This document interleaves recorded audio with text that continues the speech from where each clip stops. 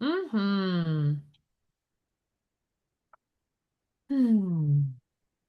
Hi, everybody. Let me get my view a little more like what I'm used to. There we go. Gallery Mm-hmm. view. We Yeah. are two-thirds of Unbecoming Caring, and our dear friend Babs will be joining us here shortly. This is a space where we, as three white women healers, are taking on our task of healing the residue, the tendrils, the brain patterning, the embodied fears of white supremacy culture, colonization culture, dominant culture. What's the Like there's colonizer yeah, it's just energy. it's like all about dominance. Like this is a culture Ah. of like power over, power under, dominator culture. I think that's what I was looking for. Mm-hmm. Mm-hmm. And like And extraction culture. ooh, extraction culture. It is not always fun doing this work, but I find it is so incredibly rewarding and it's lovely to do it in this space. I find a lot of comfort in this space, getting into these really gnarly, intense topics that can be very vulnerable, very exposing of the what feels like the uglier parts of ourselves, right? And I'm so grateful that we have this space because I think we're seeing right now in real time what happens when people don't have spaces to acknowledge this as a reality and to talk about it and to feel like they can be vulnerable with who they are and what their lived experience has been and the choices that they've made and without fear of judgment and retribution. And so we really aim to cultivate a space here where we can have these big, deep conversations and get into the nitty gritty of what it means to be a human in this time, but particularly a white bodied person, or person who presents as white, right? Because we're not all white in this space where what um and and have a chance for us to find our way back to each other. So releasing what is actually not true for us at this moment in history in our bodies, releasing what is like again the residue left over from these lineages of separation from one another, from the truth of who we are, from all being the earth's children, right? Children of God, goddess, divine, source energy, whatever you would call it, finding our way back to one another, which we can't, it doesn't feel to me like we can authentically do when we still have the taught perceived separation in place, Mm. right? This divisive culture. Well, and I Um, also think yeah, like it can't be addressed if we are in denial yeah, of our past realities, right? Like we can want the future to look different, but if we don't face what is with radical acceptance, we will not be able to build something different. We'll just recreate the exact same exactly. thing in a different package or a different color, right? Like, Exactly.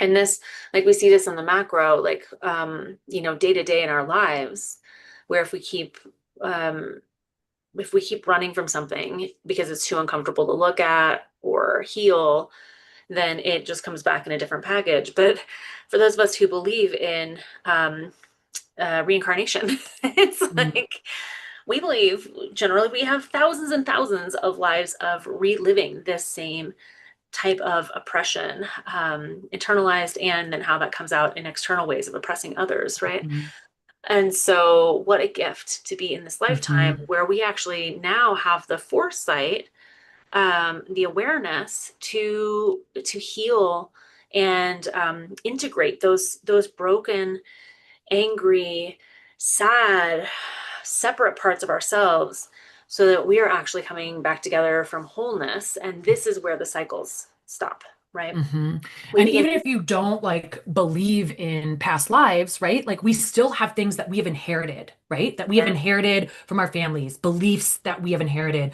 ways of treating people that we have witnessed, right? Like we've seen how they treat others, and then that becomes how Yeah. we treat others without ever having a conversation, right? We see the way that they value certain life over other life, and then we do the same without even realizing it, right? And so, like, even if you don't believe in past lives, like, we've still inherited this legacy from our ancestors who came before us. And for those of us who are white or have been become white, right? Like we have also suffered trauma under this system, right?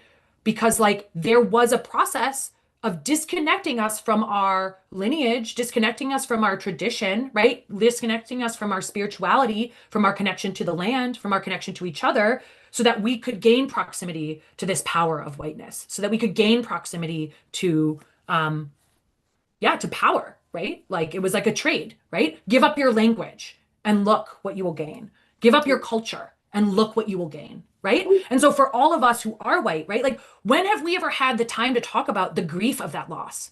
Yeah. Right? Is that maybe some of the anger that we feel at people who've been able to keep their language and keep their culture? Is that anger actually an expression of grief because we have lost so much of our own culture, of our own ancestry, of our own connection to the place in which our ancestors lived for however long, right? Like, or even like our connection to each other, right? Like all of our brothers and sisters of every single race, of every single creed, right? Like we lose that connection by becoming white essentially, right? Like by saying like, yeah, like I will assimilate into what this whiteness is, right? And so for a lot of us like I don't know, like when I say whiteness, right? Like I could be saying like American, right? I feel like that's like an unspoken synonym, right? That's why we're having all of this like illegal alien, they must be brown because Americans are white, right? Like even though we know that's not really true, Yeah. right? But there is this like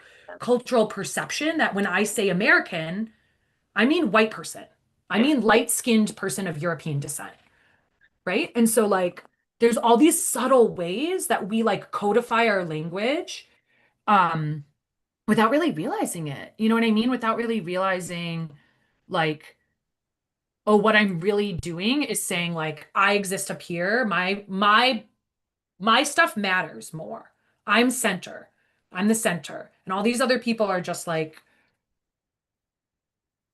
don't matter. I mean, I don't know, right? Like we all have our different, but I feel like that's part of it, right? Is this like whose story gets to be centered, whose story gets to be normalized, um, whose experience is seen as worthy, whose Yeah. experience is seen as having value, of Yeah. being real, right? Like, because that's something that I've seen a lot, or like, comes up a lot when like Black women, for example, or women of color, anyone who isn't experiencing the world as like a white person, shares about racism with white people. They're like, oh my gosh, like, what? Like, no, no, like, I can't believe you wouldn't trust me. I can't believe you would like think that I was unsafe. I've never done anything. And it's like, okay, okay, okay. And right, like they are literally telling you their experience, and you are telling them that their experience is invalid, a lie, not true, that their experience somehow like negates our experience, which like, two things can be true at once. Yeah. Like, um, but there is this need for like, as white folks, like, we need to increase our capacity to sit with the reality that racism is real Yeah. and that like we have benefited from this system of racism that puts light-skinned people of European descent, particularly like blonde, blue-eyed ones, right? Like I mean, like come on, like Christian nationalism, like it's like if if the system is putting those people above all else, that hierarchy, right, is automatically creating inequity, harm, right? Justification for brutality, justification for violence, justification for inequality, right? Like it stops being a social responsibility and it starts being like, well, those people are just like predisposed to be lazy. So, like, not our fault that like their needs aren't met because like they're just, and like it's easier sometimes to blame an individual than to take responsibility for the fact that our system is designed to keep certain people in power and to disenfranchise other people. Yeah, and it's so sneakily baked into our culture that I mean, it wasn't, I love that mug, by the way. A little Oh my like gosh, I know with over like the there. little like side, I know That's amazing. it's so nice. Um, Thanks, it wasn't Goodwill. until like we actually started talking about this and studying it in our healing school, Kairos, a few years ago, where I started actually seeing and being able to understand like what we were talking about during Black Lives Matter, where, of course, I think I've shared this before, like my immediate response to that was like, well, of course, like all lives matter.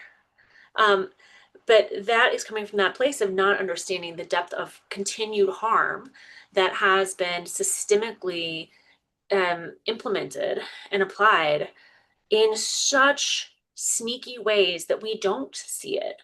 All right, like those of us in privilege don't, that's the whole game. Like we are meant to not see it. And the great and terrifying gift of this time Babs is, is here. I'm gonna let her oh, in. Babs is here. Keep going. Huzzah. Is that we have forces now at play who are bringing it full center, like Ooh. to center stage, and like drawing out all of this sickness. That's what it feels like to me. It Mhm. feels like an illness. Which like sometimes we get a disease, we get a sickness, and we don't even know it's there. We don't know the root cause. We don't know everything that's happening under the surface. But if it's like under the surface and percolating and we just don't feel well, we can't do anything about it. And Mm, now the stuff is like rising up to the top. And I keep equating this as like a pustule that's like hmm bringing all of this sickness up to the surface. And when it's there, then it can be dealt with. It can hmm be like nurtured back into well-being. Hi, Babs. Hi, I made it. Hi. We haven't done anything official yet. We've kind of just been talking about, the joys of white supremacy and being in this time. How it shows up a bit and how we can the gifts of being able to finally see it, like the mass awakening to what it actually is that we Yeah. weren't able to see, even 5 years ago. Mhm. And many people still have not seen it, but now it's like front and center. We have the opportunity that we haven't had in a way that it's appearing in a way that we haven't had before. hmm That fewer and fewer of us can continue to ignore it, right? hmm Right. Um, so we haven't really done housekeeping, any of that, but I mean, hopefully anybody who's listening now has context for what we talk about here. We also bring in healing work. We invite you to listen to your body as we're heading through this. So if you need to step away, if you need to pause, please honor that. If you need to take some deep breaths, if you notice that like my throat is getting tense, I'm feeling this like rise of anger, rage, grief, all of that is welcome. And we really want to encourage you to listen to what your body needs to be with that in that moment. Use the chat box and let us know what you're experiencing, what questions you have. If you don't understand something we're talking about, we want to be able to clarify. So, likewise, if you're watching this after it's recorded live, you can put comments in and we'll do our best to catch those and respond. Is there anything else that needs to be mentioned before we dive in? Tomorrow is Juneteenth. So we get to talk about our experience around that and what this holiday might bring up now that it is a holiday officially. The only thing else I feel like I want a presence is, us three are sitting here at our, chairs, like, sitting and having a conversation, but like y'all are on camera. So if you are listening to this and you want to walk and you want to move and you want to shake and you want to dance, right? Like no one can see you. You can digest this information in any way. You don't have to be like sitting still like you're in a classroom to fully receive. Like maybe your body needs to be moving in order to better receive this information. Because I know for myself, like sometimes when I just stay still, it's like I'm not receptive, right? Like I'm too solid. But if I let myself like move around a little bit, all of a sudden, like those barriers start to fall away and I can receive the medicine Mhm, that is mhm, available to me. mhm, So just notice, like if you're feeling really rigid, like maybe you need to like stand up and jump around or shake out or walk. There's a lot of research about that bilateral movement and how that's like really helpful. So Yeah, full permission to just like receive this in the way that feels right for you. Yeah. Yeah, and we do our best to both adhere to our, planned 1 hour time, so hopping off in about 45 minutes or so. And also we kind of have been learning about, bunking the myth of like Gregorian time that has everything be so rigid. And um that said, I do have a date with my kid shortly after we hop off, but um we just want to, like, as much as possible, be in a state of flow here where we can be organic and present and honoring that time is there is a linear time, and then there is like actual time that just moves in service to all of us. And so if you need to like grab water or whatever, just know we'll be here. It's recorded, and we are grateful that you're here exploring this conversation with us. Hmm. Would one of you like to just do a quick little drop in to bring us all present into this moment and open up the space? I'm happy to, unless Babs, you're feeling called. No, I would love to be dropped Yeah. in rather than do Yep. the drop in. Yep. I love that. Yeah. Okay, so Clarissa and I have been chattering a lot about a lot of different things that probably landed with all of you in very different ways. So I'm just going to invite you to just take a deep breath. Whew, maybe move your body a little bit. If it feels right, you can bring your eyes away from the screen, maybe presence yourself in your physical space, or you can let your eyes come to a close and just start to connect in with yourself. Start to call yourself fully into this now moment. We've all been doing so many things today and yesterday, and we probably will continue to do things after this and tomorrow. But right now, in this moment, we are here. So really let yourself fully land, whether that means taking a couple more deep breaths and really feeling that breath in your body, letting yourself, your shoulders relax, letting your jaw relax, your temples relax, maybe unclenching your hands, becoming aware of where your seat or your body is making contact with the external world, feeling the chair that you're sitting on, the clothes that adorn you. Ooh, maybe the desk or the ground beneath your feet, just becoming aware of your body, of this body that is yours for this lifetime. And if it feels right, I'll invite you to send some tendrils or some roots down into Mama Gaia. Just really feeling her rejoice at your connection with her, at your grounding, at your reaching out for support. Just really letting your roots expand and extend, noticing that there are other roots in this earth, that you are not alone, grounded here on this planet, but that so many other life forms are rooted, grounded, calling this place home. So taking a breath here with those roots. And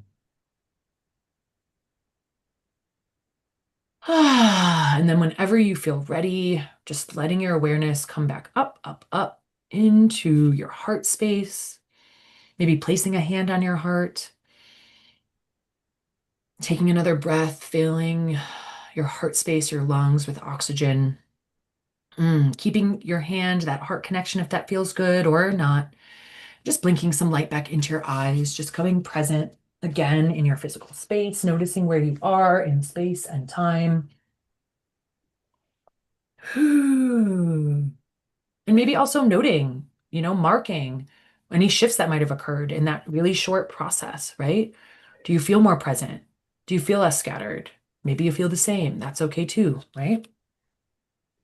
Part of the work we're doing here together, right, is choosing to be different, right? Like not just talking about what could be, but we're choosing to be different. And some of that means more presence, more slowness, less rushing, less just getting it done, right? More awareness of how we're doing it, of why we're doing it that way, of if it could be done a different way, right? Like part of the reason that we continue business as usual is often because we don't have the time, space, or capacity to think of any other way of doing it.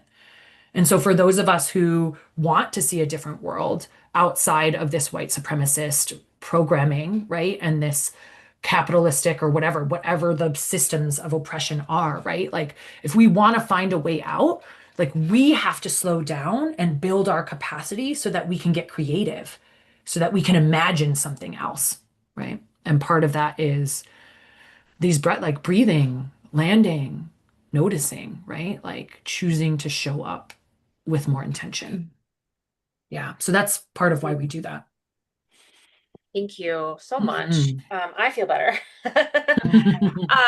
Something that was just like coming through loud and clear for me, you're talking about, these systems of oppression are one, they have several ways of keeping us exactly where we are, maintaining the status quo, disconnection from one another, not trust of each other or ourselves, distrust of systems, or perhaps trusting systems.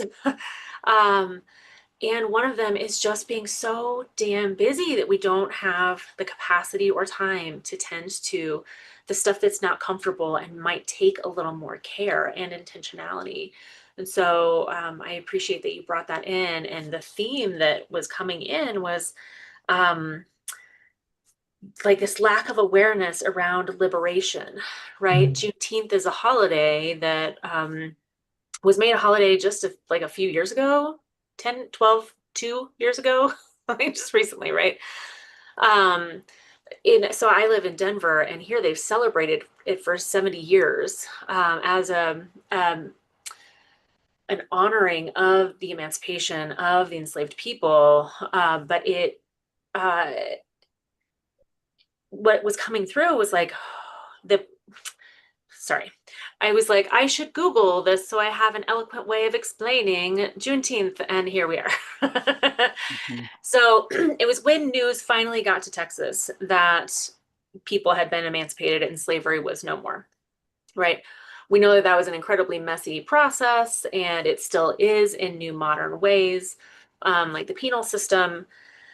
Um, but like we have all been in this place of not knowing that we are liberated, not knowing that we have access to this, that we have access to liberation for all people, right? We just keep creating more of what we know, which is the separation, which is that people, like the hierarchical systems, that, like we live in capitalism here in the States, that is like king, that is like what we have been taught is right and good and we should all ascribe to. um and that says that like if you are not surviving, if you're not thriving, you're not doing enough, right? Mm. So this is a time when we get to look at all of these things, but I realize also as I'm speaking that I am centering my experience inside of the story of Juneteenth, and I don't Mm. think that was our goal today either. I think one thing we had talked about was what it's like to have it be this holiday of Juneteenth as a white bodied person. How do we tend to our wounds so that we can actually support the ongoing oppression and do our part to have the oppression not be a thing that gets carried forward?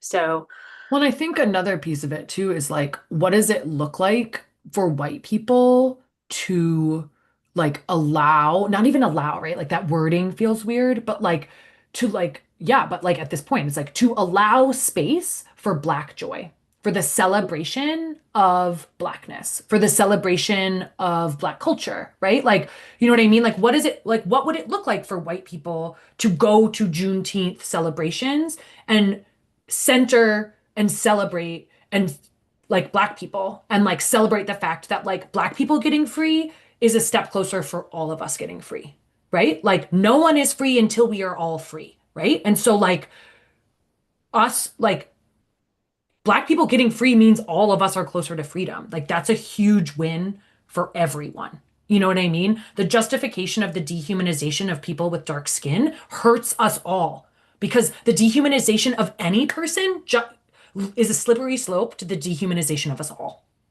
Like, you know what I mean? It's like, yeah, I really think like as white folks, like in our nervous systems, in our bodies, right? Like there has to be like a movement towards like feeling safe around expressions of Black joy, around expressions of Black magic, of, and I don't mean like Black magic, like I mean, the magic of Blackness. And like being able to like be a witness to their celebration and not make it mine, right? Yeah. And not be like, but what about me?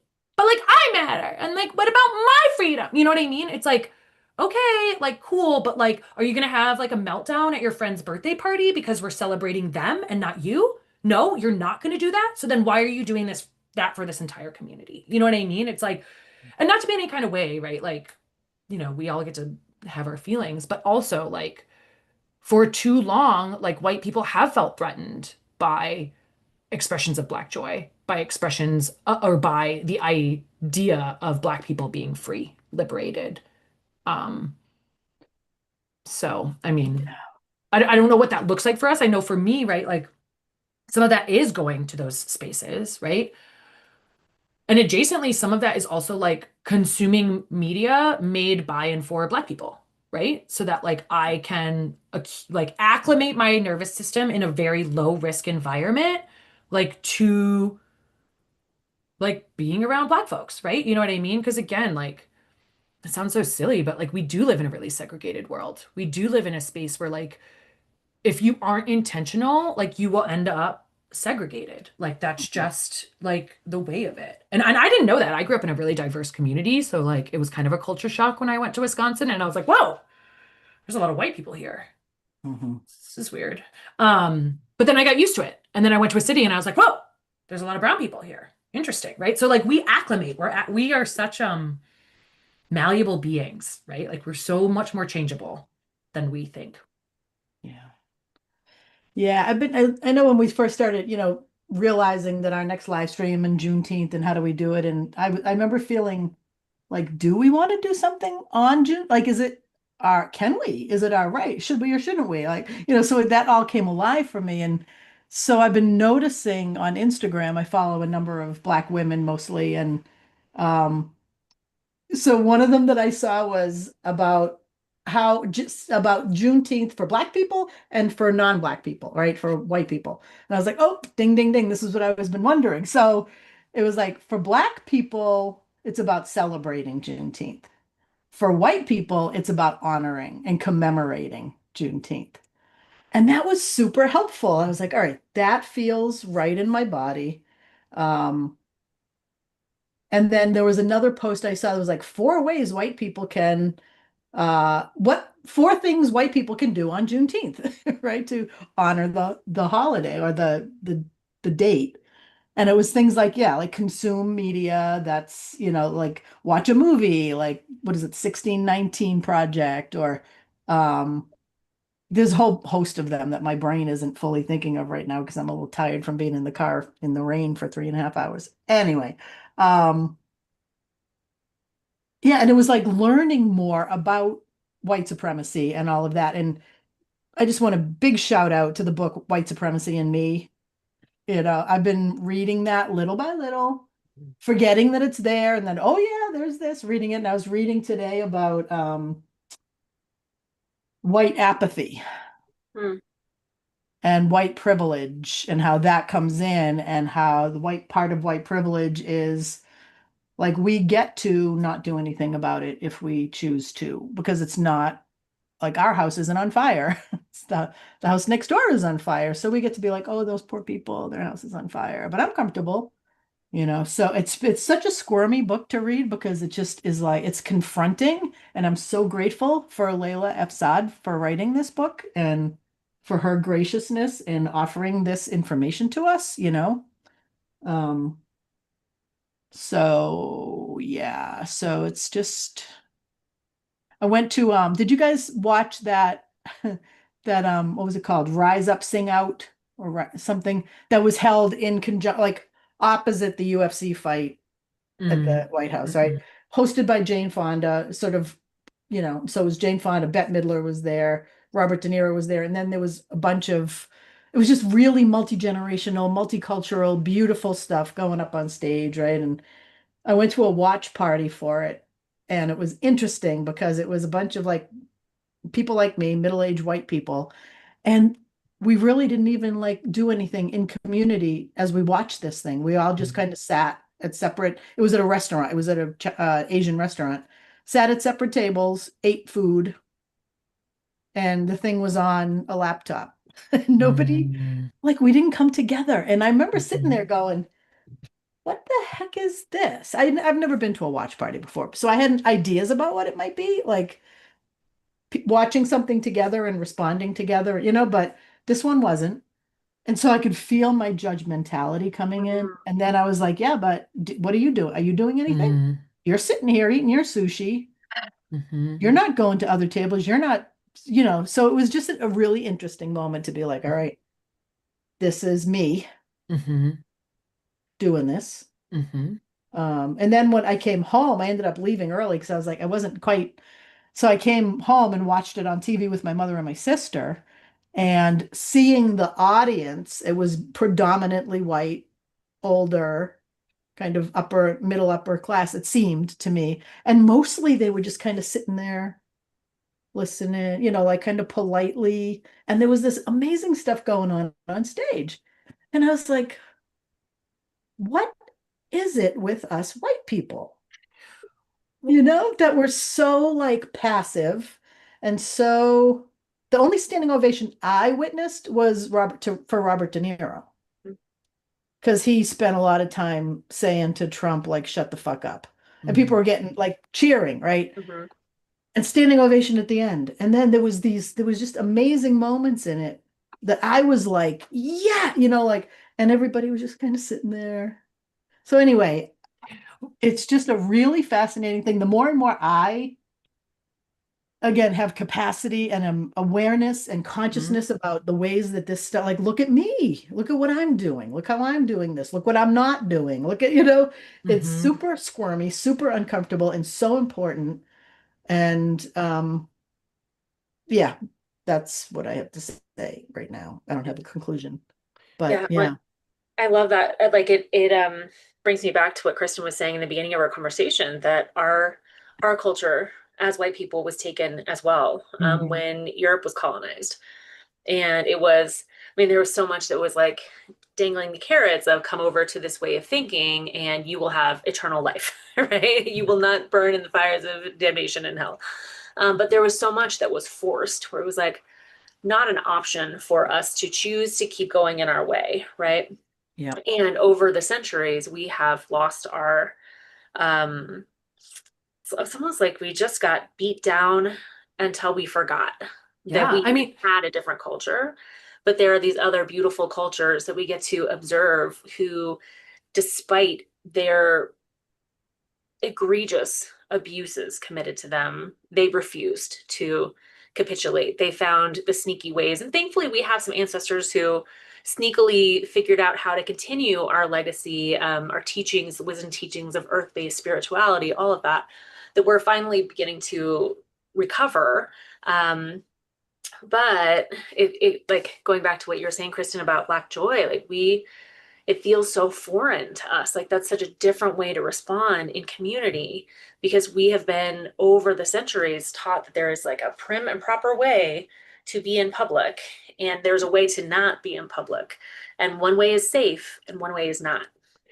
it's really interesting because like I remember going to a workshop once that was talking about like communication styles and it talked about how within white culture there is a repressed communication style, right? Like to be professional means to have no emotional motions, right? Like right? And so like culturally we're very repressed. And so we can go on a whole different tangent of like all the ways that repression shows up in our bodies, in our behaviors, right? Like in the good girl stuff, right? Like having to act a certain way, having to be a certain way, right? And so it's like there's also this piece, right? So I work in abuse prevention, right? And so if you look at it from the perspective of power and control and like an abuse dynamic and victims, right? Like there is a point that a victim gets so like manipulated, emotionally abused, put down, maybe never even physically abused, right? But just so controlled financially, emotionally belittled that they lose their sense of self-worth, Yeah. right? That they believe those lies, right? They Yeah. believe that they are nothing. They believe that it's their fault. They believe that they're whatever this, mean abuser is saying, right? And in some ways, like what's hard is that like if we replicate that, right? Like we can just start to replicate this pattern of just putting everyone down, right? And like putting everyone down in order to feel powerful, right? But then also that piece that we were talking about before of like forgetting that we do have power, right? Forgetting that we do um have worth, have, all of these things because I will say I feel like a lot of tension between folks who like have proximity to whiteness and folks who don't, right? Is that like is that culture piece, right? And like seeing someone who is fully expressed, laughing out loud, unabashed, totally joyful. Like, is that not kind of like, doesn't that not kind of miff you if you've never allowed yourself to laugh out loud? Doesn't that not kind of be like, ugh, how dare they live so free? How dare they? I've, Mhm. I don't get to live free. They don't get to live free. Like that feels to me like a lot of what happens within like our culture for like white folks and like folks outside of that like white bubble, right? Like folks who can't access whiteness because their skin is literally not white. Like they cannot pass for white. It doesn't matter if they stop speaking their language. It doesn't matter if they dress in suits. It doesn't matter if they buy the white picket house, right? They'll always look different, right? But like a lot of people got to just like kind of meld into whiteness, right? Like even like I think of myself, right? Like my ancestry is Filipino. In many other generations, I would never tell anyone that. I would just say I'm white. Mhm. Why would I give up my access to whiteness by claiming that, Mm, you know what I mean? I wouldn't go out in the sun. I wouldn't let myself get tan. I would hide under a parasol. You know what I mean? Like that is how whiteness maintains itself, right? Is by saying like it's dangerous for me to let others know that I'm not fully white. So I will erase that part of me, glob into whiteness, and now we're white. And now we're white. Yay. And yeah. like I personally am like, no. And I've gotten pushback before from folks like, right, because it's power dynamics are hard. Access to power is hard, right? Like, and we're none of us have like, it's not like because I'm white, all of a sudden, like, I have the keys to the kingdom, or you have the keys to the kingdom. It's like Right.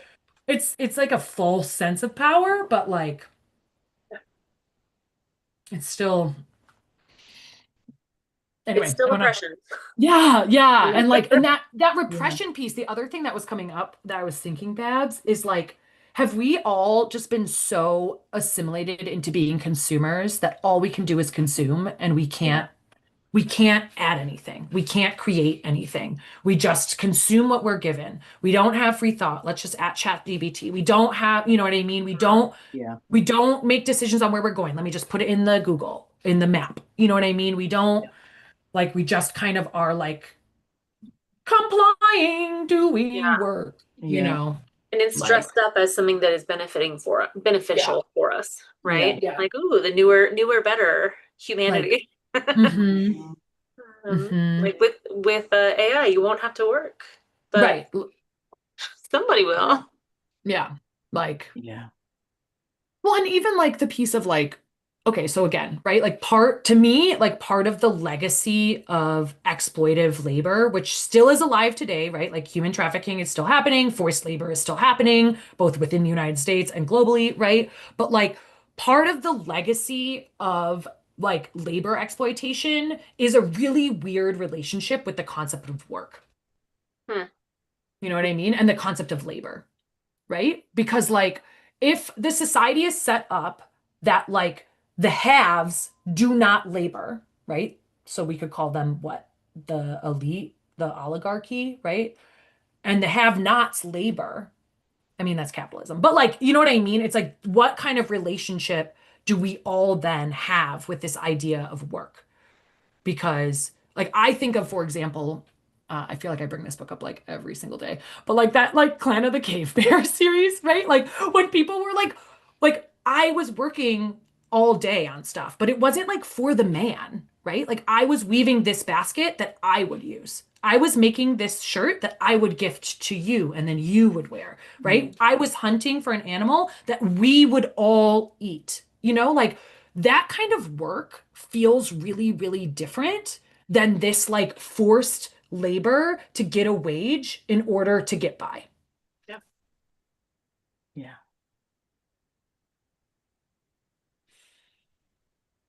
Hmm. Anyway, Yeah, the long system tangent. is it's done a number on all of us. And again, like I keep coming back to it being so sneaky that it really takes some intentionality around looking at like how does this show up in me? Mm, Where am I buying into the system? Um, like we still have our Amazon account and we really try to shop from it less. Mhm. But like that's the place where I go to get the deodorant that I want. Right. Like it's the place where I go when I don't want to wait 4 weeks for something to get delivered and I want to get it tomorrow. And so it is such a culture of convenience that Yeah. has had us be like, okay, you know, mm, it becomes so easy to overlook the harm that this mm, way of living causes. mm, Yeah. mm, It's like a decision. Again, reading that chapter in Me and White Supremacy about white apathy and this whole thing about like those,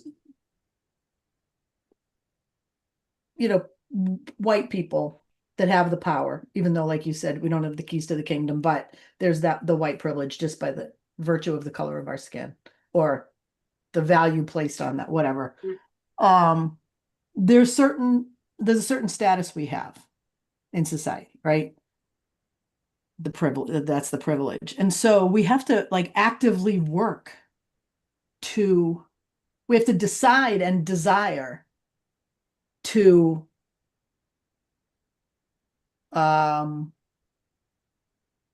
take action seemingly against our own interests mm, Mhm.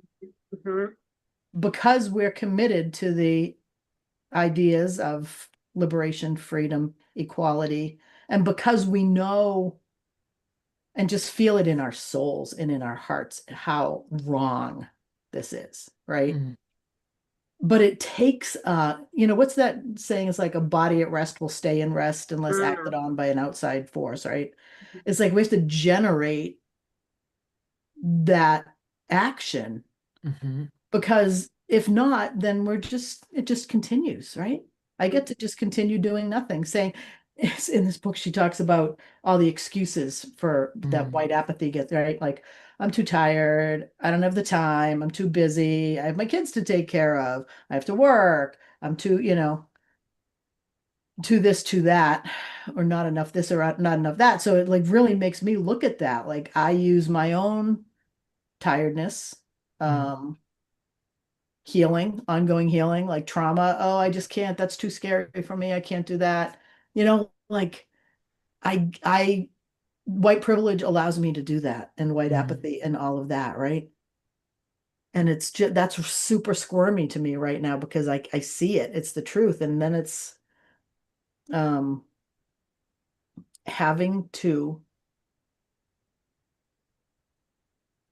take the initiative, right? To be like, okay, yeah, it's like having to push the rock up the hill, mhm, right? mhm, And um, that's just something that's really alive in me right now. Yeah, mhm, yeah, you hear that? We Yeah, it feels like this whole system has been set up to keep us out of our power and our knowing. yeah, And so for me, it's been a process of resourcing myself first because I yeah. was just in the system, giving to everybody, providing for everybody. And I had to step away for a while, like get out of the workforce. Thankfully, I had the resources to do that. A lot of Mhm. people don't. And go on this like healing journey while I like built the beginnings of a business and brought in piddly little amounts and had a partner who helped cover bills, right? Um, but I think those of us the who have the ability to do this healing work, we get to choose to do that. And for me, it feels like such a privilege of this generation that we have the access um, to the bigger picture, everything Yeah. that's unfolding, and that we have access through that to the liberation for everybody, right? Mhm. Because we can't pour from an empty cup, but those of us who have at least a little bit of breathing room, we can resource ourselves enough and begin to deepen our roots so that we can stand the storm and begin to dismantle these systems with that privilege that we do have because of the color of our skin in ways that people of color have been fighting against and working to dismantle for eons and have not been able to because they're so because of the way the system is set up, right? We can be a little more covert and we have more clout because of the color of our skin, which is bullshit, but it is what happens when you're dismantling systems of power and systems of oppression, right? So I'm just incredibly grateful to be able to do this, even though it's hard. It Mhm. is like pushing a boulder uphill. Yeah. And it's like one piece of it. You know what I mean? Because it's like the healing is done so that we can go back into the community and like do whatever it is we're here to do or go back, because like Mhm. it's like we heal and but like that isn't it. You know what I mean? If Yeah. we chose to come to the planet right now, it was to be a part of something, right? Like we are like social beings, right? Like even like that analogy you gave with the trees, Clarissa, like trees are actually more firmly rooted when they are together. A Mm-hmm. single tree rooted on its own, it doesn't matter how rooted it is very susceptible to the wind. But when a lot of trees are all together, rooted together, and their roots are all entangled and they're rooted down, they will withstand the storm Mhm. so much more Mm-hmm. than that single tree, right? And so this is a reminder, it feels like that like part of this work is going out and being uncomfortable around other people who do not look like us. Yes. Right? Part of this work is going to the town meeting and then seeing people of every race, people of every political background, all coming together to speak to their councilmen and be like, I don't want this data center or whatever it is, right? You know what I mean? It's like I know for myself as someone who like as a safety strategy, I tend to isolate, right? Like I'll just like be by myself. But as a like soul level, like I need my people, right? Like my people are my medicine, my religion, right? Like I find God in other people, right? Like they it speaks to me through other people. And so like if like I have noticed that if isolate myself, I feel worse. Period. If I reach out to people and I say, I'm feeling shitty, even if they can't do anything, like, I'm having a really bad day, even just that contact automatically moves me towards feeling better. You know what I mean? And so it's like part of why we do this work is so that we can show up for each other, right? Like, it's not so that like I get to be like, I'm a good person now. Yay. Thanks. It's like, it's so that when I am in the meeting, I'm not perpetuating the same bullshit or that I can advocate and be like, yo, that's not funny. Yeah. Mm-hmm. Or wait a second, she had something to say. Be quiet. Yeah. You know what I mean? Like, it's like that is one of the ways that we like leverage like the sourced power that we can access when we do this healing work and reconnect in with the source of all, right? Because like I know for myself, like my sister laughs at me because I'm like I said the other day something like, my God, given talents. And she was like, oh my God, that like totally doesn't sound like you, like something you would say. But I was saying something like I've been guided to use these talents for social good, right? Like I wasn't given these gifts just so that I could be like, I'm so gifted. Like I was given them to like do, be, like Mhm. contribute, right? And so I've been thinking about that a lot on a personal level of like, what is this moment? You know, really calling of me. And not even like in this like pressurized, performative, like I need to be a good person and contribute way, but in the like, my soul is screaming for me to say the truth for Yeah. all to hear, or like whatever your soul is screaming for, you know? Yeah. Mm. Should we do a little healing around this and Yeah. whatever wants to Let's- come through? And I just want to like, Yeah. because we were talking about Juneteenth too, just Yeah. really presence and like really celebrate like it's like I know that it's looking bad, right? And we have made a lot of strides, right? Like things have changed.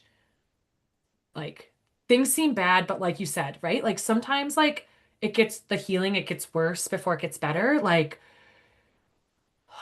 there's almost this like need for me to remember, right? That like we've made a lot of progress. Like even like you said, Clarissa, like in the past 5 years, like the fact that we three are having this conversation, like that's not something that necessarily would have happened 10 years ago, you know? Like, and so just really gratitude, right? Like gratitude for like the micro movements forward towards like justice and liberation for all of us.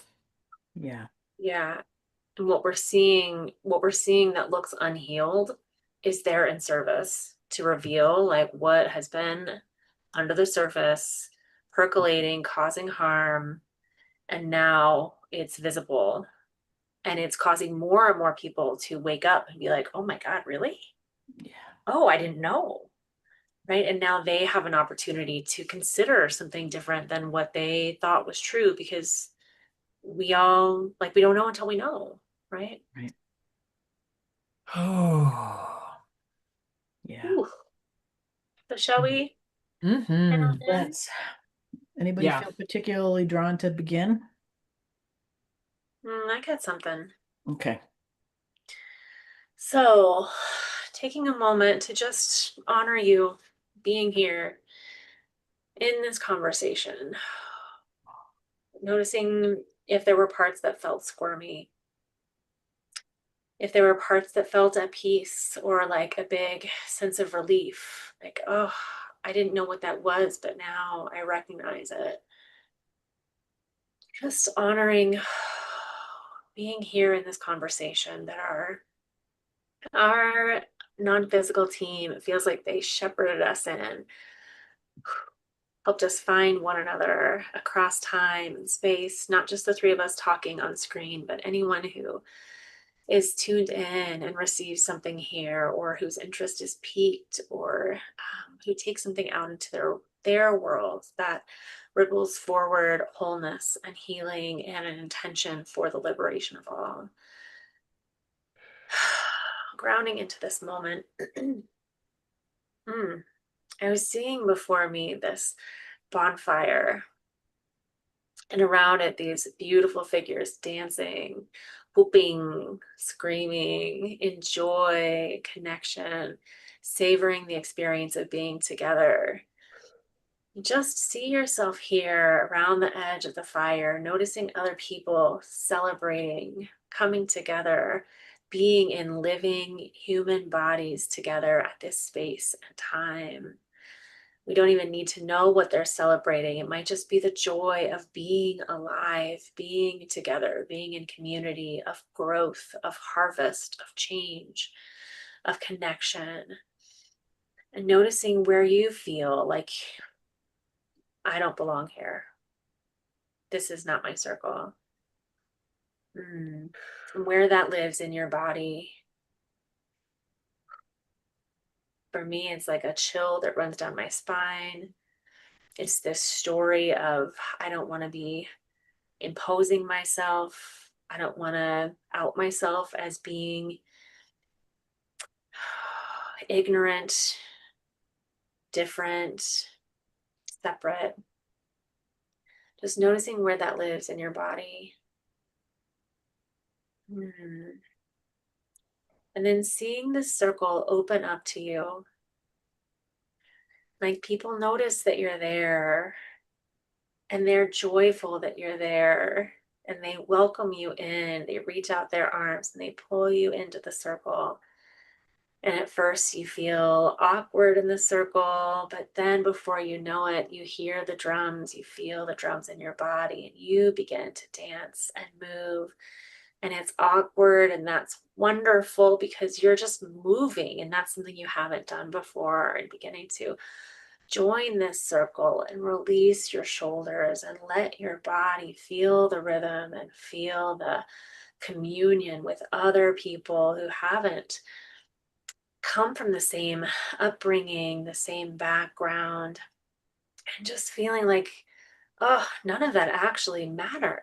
What a gift to be here in celebration of humanity, of life doing its thing, of finding one another across these barriers and learning how to dance together again. So savoring this moment, feeling the warmth of the fire, the arms that you're linked with as you dance, the sand under your feet, the joy of just being alive with other humans and finding each other and letting all of those perceived separations fall away, recognizing the shared humanity. And as you're ready, coming back to your body, maybe giving a knowing nod of appreciation, a bow for this spiritual incorporation into the all.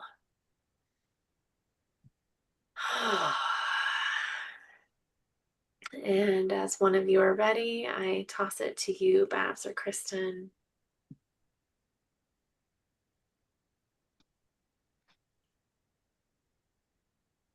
I'm feeling this invitation to invite us all to get an astronaut's view of Earth.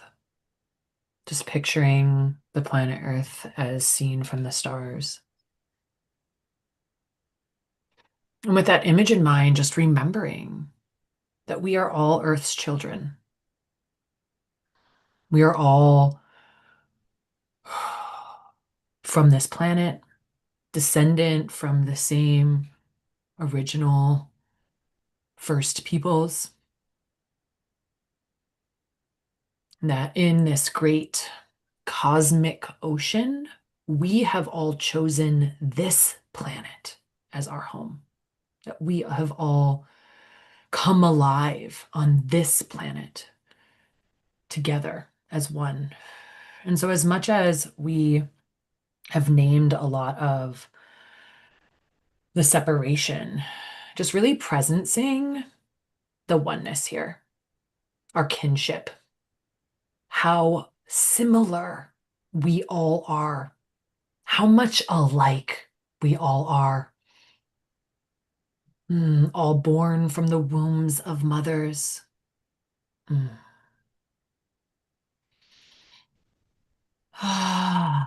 All eating foods from this earth, all breathing air produced by the trees of this planet, the plants of this planet, all receiving vitamin D from the same sun that has shone down on all of our ancestors from the beginning of time. So just really presencing that oneness here, that connecting with that sun connects us with all of life, that breathing in this air connects us with all of Earth. And just letting some of that, the stories of our differences just start to dissolve.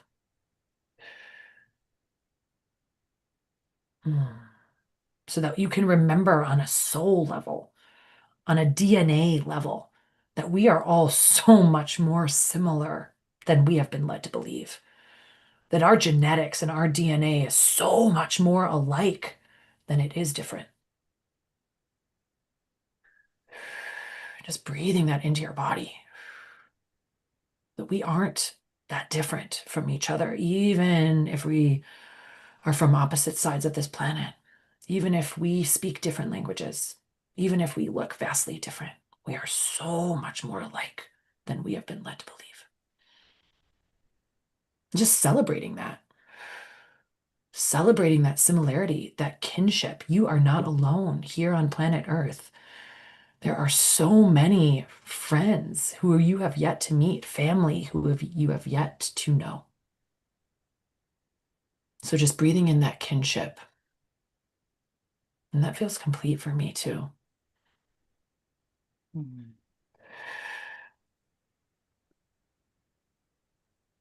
And really feeling that another area of kinship and of sameness of us all is in our emotions. Mm, And that's one of the things that has been affected by the programming and the millennia long distortions that have happened, where our emotions have been taken or shamed, or we've come to learn that there's something shameful in them. Or so in this moment, I invite you to really feel whatever feelings might be there for you, whatever feelings might be there when you think about being around that fire, maybe not feeling like you belong there, what it felt like when you did feel included, what it might feel like when you picture that outer space view of the separations and the conflicts, the othering, and then what it feels like in the belonging. Those are all emotions that we all feel. So we are very, very connected in all those feelings. So any feelings that you have about any of this, any grief, any anger, any guilt, any shame, any of that, and any joy, any hope, any desire for healing, all of that is sacred and holy and important and loved here. So, giving any part of you that might feel like it's judging any of the emotions that you might have, that thinks there's something wrong with you, that thinks you're doing something wrong, have done something wrong, might do something wrong. Just breathing here right now with any of that that might be alive for you, knowing that those are all feelings that we all share in various ways, mm, and it's okay. And you are love, you are loved, you are lovable. Every being on this planet is love at their essence. And the distortions and the actions that are coming from a place other than that are places where they have become misaligned with their divinity. And they are in need of healing as much as or more than anyone. So we're big enough to hold healing and love for all of it, while also knowing it's important to speak truth, to show up for each other and with each other,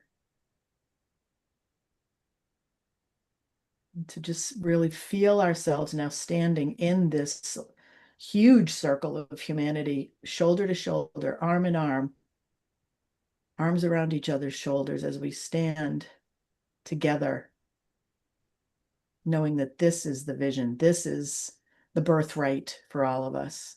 And we call in that imprint now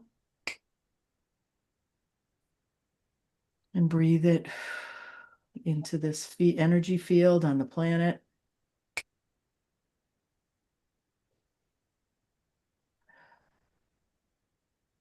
As we now begin to step out of our shared time together here, really placing your hand on your heart now and honoring yourself and your commitment to healing, to liberation, to unity, to love. And as we step out of this time together here, if there's any energy you're carrying that's not yours, returning it to sender now. It's not yours to carry. And any of your energy that may have gone elsewhere at any time, calling that back home now to you, to your unique energetic imprint that is so vital and so important in this symphony of humanity on this planet. Breathing together here for one last moment.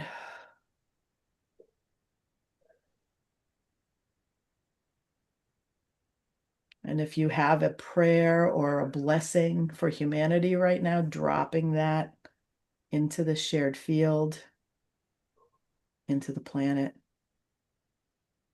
So much love and so much beauty.